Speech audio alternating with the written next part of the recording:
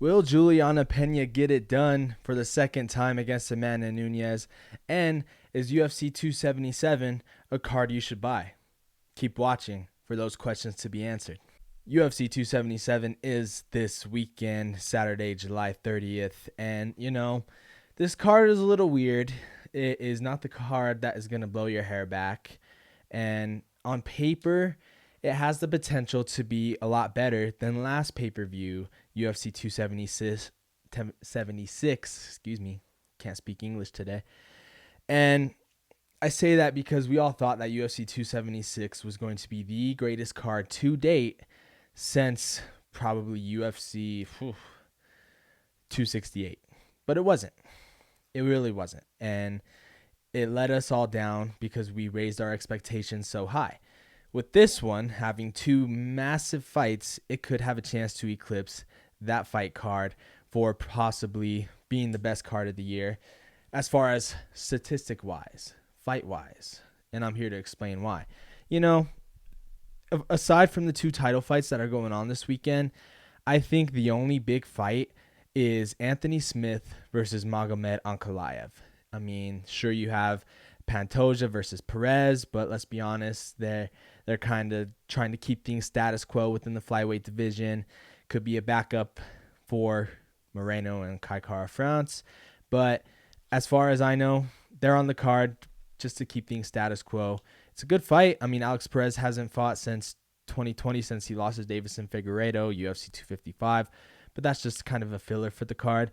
But like I said, the biggest fight is Anthony Smith versus Magomed Ankalaev because the light heavyweight division is kind of in limbo right now, if you really think about it, because of, Anthony Smith. He's on a 3-fight win streak. Magomed Ankalaev is definitely no walk in the park. And with Yuri Prochazka being the UFC light heavyweight champion, he's looking for a rematch against Glover. But then there's Jan Blachowicz out there. This is kind of a title eliminator to truly see, all right, who's going to win this fight, who can be at least in the conversation for a shot at the light heavyweight title. Because who knows, maybe this fight can get someone one step closer to that title shot or possibly even a title shot, especially if Yuri don't want to fight Jan. Yuri has to fight somebody. Why not give him the winner of this fight? So huge title implications on the line, and I'm rooting for Anthony Smith in that one because he's a homer. He lives and trains in Denver, but I think he has it. He's found that second, maybe even third win in his career, so that way he can truly make a push at the title because, like I said, the title's been changing hands a lot recently with Jan, with Glover, with Yuri, even John Jones. I think this is Anthony Smith's time, and I think he will get it done, and it'll be a big win. But it'll kind of shake up the light heavyweight division, and it'll make things that much more complicating. Now, the reason why you're watching this is for the big ones. 2 title fights.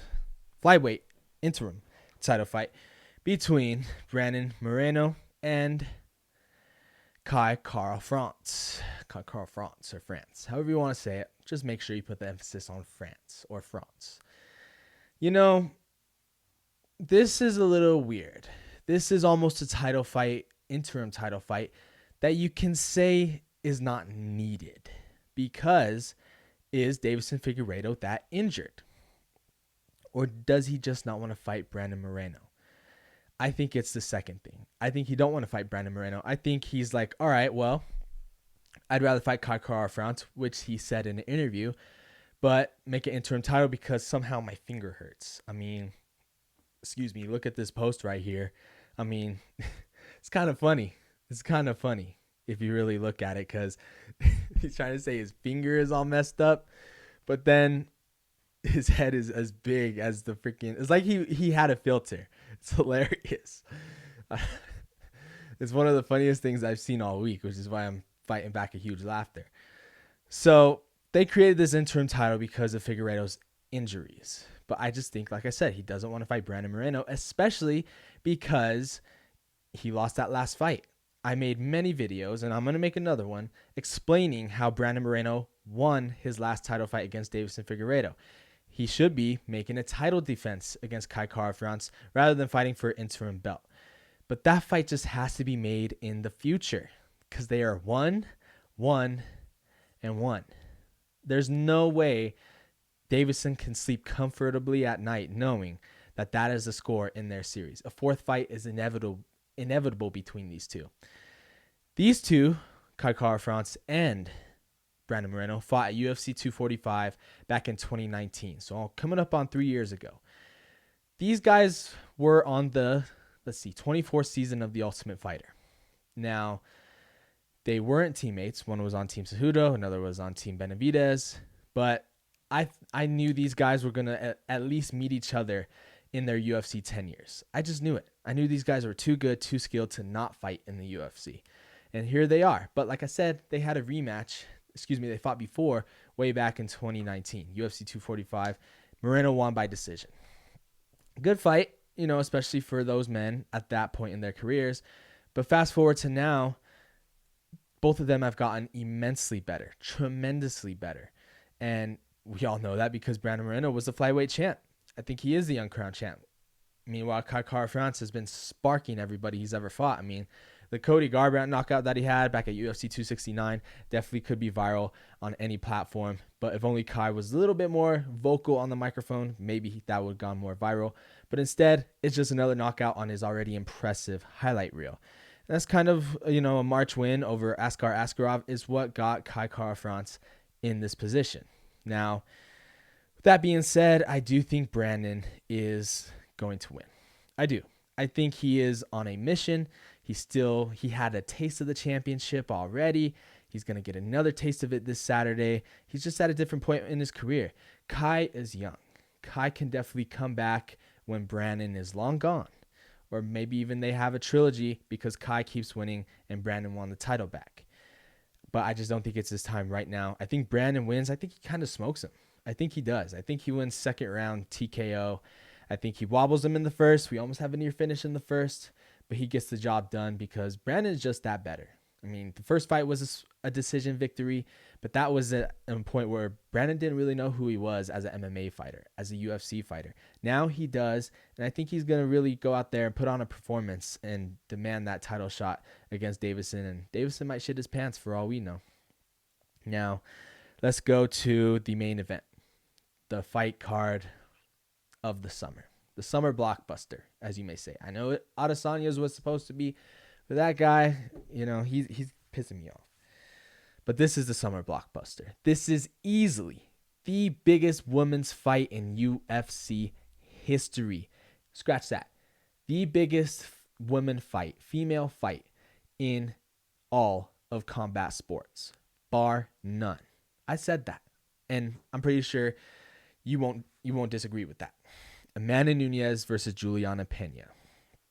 It was kind of a weird track on how Juliana got the title shot. I mean, she was 2-2 in her last 4 fights. She did submit Sarah McMahon, former title challenger, but it almost fumbled upon, it was predicated on Amanda was simply running out of contenders. I mean, she sparked Felicia Spencer, dominated Jermaine Durandamy, outclassed Megan Anderson. I mean, she was just going, trailblazing, annihilating everybody. She Holly-homed Holly Holm. And, Juliana was making her case that she deserves a shot at the title. And something about her, because I did watch her come up through the Ultimate Fighter, and I knew this girl was going to be a problem. She was going to be a force to be reckoned with through her time in the UFC. But there was something about her that I knew she would give Amanda Nunes some problems. I just knew it. I knew it. So we go to UFC 269, December 2021, last event of that year. And Juliana was selling herself. She was like, I'm going to be the one to defeat Amanda Nunes. I'm going to do this. I'm going to do that. And everyone was like, yeah, okay, sure. Yeah. Well, I'm an astrophysicist. Try saying that 5 times fast. I'm an astrophysicist. And people were just not believing her. But I did. And I just remember betting $40 to win $400 on Juliana Pena. I'm like, I feel it. I fucking feel it. The fight went down. First round didn't go her way. Pretty sure the judges gave it to Amanda because she controlled the top position, way more than Juliana did. She just did more. So round 1 went to Amanda. Round 2 is when Juliana took the fight to her. And if there was one flaw that Amanda has had in the past when she was facing other women, is that she gasses toward the end of the round if she does all these big activities. I mean, the Jermaine Durandamy fight is a pretty good example because Jermaine was kind of exhausting her with the grappling. It was able to land pretty good stand-up and even land pretty big up kicks when Jermaine was on the ground. So Juliana said, I'm going to get in her face. That's what she did. She got in a wild exchange with Amanda. Huge exchange. She was catching Amanda. She was pepping her with the jabs. Boom, boom, boom, boom. Pepping her with the jab that was putting Amanda on Bleak Street. I mean, seriously. She was making Amanda's mouthpiece fall out of her mouth. She was pepping her with that good shots. But I think we all knew, all right, Amanda knocked out Cyborg. She knocked out Ronda Rousey. That is not Juliana Pena's wheelhouse. But Juliana was catching her. She was making her look like the not less average striker. And I don't even think Amanda came out looking flat. I think that's just who Amanda was. That's just who Amanda was, and people don't want to see that. People don't want that truth to be spoken, but I'm speaking it. Juliana Pena she made Amanda who we thought she was, and that was a brawler. Amanda knocked out many girls, so why couldn't she do the same to Juliana? Juliana hurt her, cracked her, took her down, and submitted her. And that was one of the biggest upsets in UFC history. That reminded me of Matt Serra, GSP. That reminded me of Holly Holm, Ronda Rousey. And that even reminded me of Chris Weidman versus Anderson Silva. That just let your jaw drop on the floor. And you're just like, holy shit. Did that just happen? I remember watching that. I was going nuts. I was throwing shit. I was spraying champagne everywhere like I won the fucking NBA finals. I was going crazy because Juliana is one of my favorite fighters. She is up there with Conor McGregor as one of my favorite fighters. She is probably my favorite female fighter of all time, up there with Rose Namajunas. That girl's awesome. She is a dog. She ain't afraid of nothing. That being said, I rewatched the fight yesterday and I watched the countdown show, and I just don't really see what adjustments can Amanda make? You know, can she use her wrestling more? Sure, but Juliana's great on the ground. She has many submission wins in the UFC. Can this be a stand-up fight? It can be, but look what happened last time. Juliana pepped her up. Juliana made her re-question what life really is. As easy and as bleak as this sounds, Juliana kind of has to do the same thing. Because Amanda cuts a lot of weight. There's a reason why she is the 145-pound champion as well. Because 145 is honestly her natural weight class. I know her first title fight was, her first title victory was at 135. But Amanda cuts a lot of weight. And I think that plays a big factor in every single one of her fights. And that's why girls have slight success. Whereas Juliana had major success because she made Amanda tired.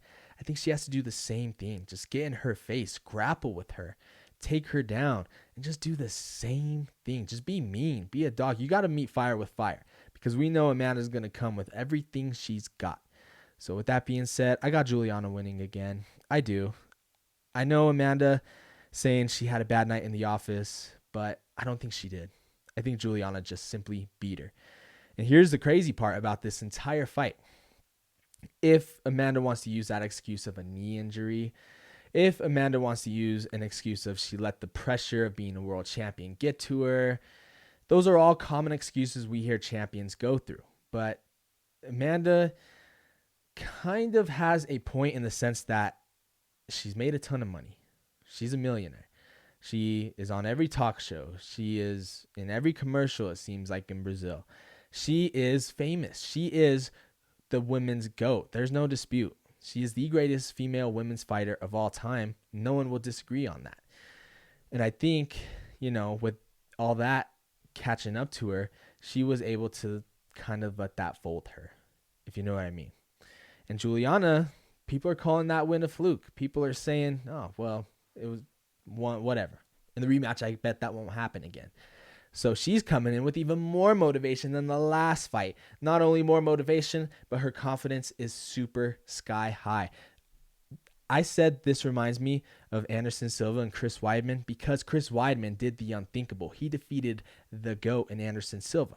Could he do it again? People thought that fight was a fluke, and he came in and silenced the doubters even more. I'm not saying Amanda's going to break her leg like Anderson Silva did, but I think Juliana is just going to come in more hungry, more motivated. She's going to fight like, hey, I didn't win that belt. I'm going to go win that shit again. And I think she beats Amanda similar to how Kat Zingano beat her. I think she just mauls her and grounds and pounds her to death. And I think we have an Ann Steele situation, and Amanda might be forced to go defend the 145-pound belt against whom that may be. Nobody knows because no one is at 145, but I think that's what's going to happen. And I cannot wait to see it. You guys better smash that subscribe button. Comment on who you think will win the fight. These picks will guarantee you to win money. Use my promo code DraftKings. Now I'm just playing. I don't have a promo yet, but I will. And when that happens, you guys will be winning some bank off of my predictions. This is your boy Hollywood AJ. Stay safe, stay healthy, keep it 100. I'm out. What's up, everybody? Subscribe to the Keep It 100 podcast. Keep it lit.